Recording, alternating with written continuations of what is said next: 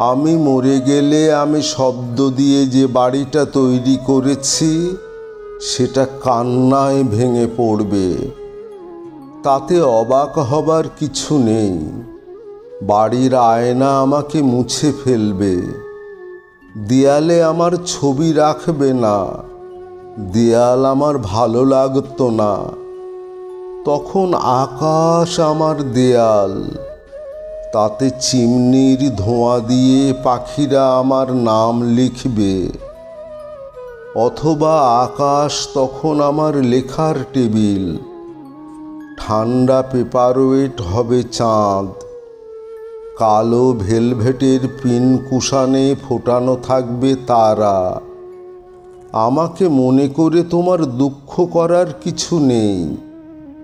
এই কথাগুলো লেখার সময় আমার হাত কাঁপছে না, কিন্তু যখন প্রথম তোমার হাত ধরেছিলাম তখন আমার হাত থরথর করে কেঁপেছিল, কিছুটা আবেগে, কিছুটা আড়ষ্টতায়। আমার সুন্দরী স্ত্রী, আমার প্রেয়সী, আমার স্মৃতি তোমাকে ঘিরে থাকবে।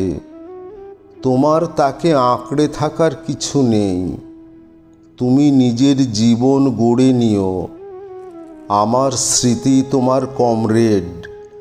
তুমি যদি কাউকে ভালোবাসো তাকে এই স্মৃতিগুলো দিয়ে দিও, তাকে কমরেড করে নিও। অবশ্য আমি সবটা তোমার উপরে ছেড়ে দিচ্ছি। আমি বিশ্বাস করি তুমি ভুল করবে না। তুমি আমার ছেলেকে প্রথম অক্ষর শেখাবার সময় ওকে মানুষ, রোদ্দুর আর তারাদের ভালোবাসতে শিখিও। ও অনেক কঠিন কঠিন অঙ্ক করতে পারবে। বিপ্লবের অ্যালজেব্রাও আমার চেয়ে ভালো করে বুঝবে।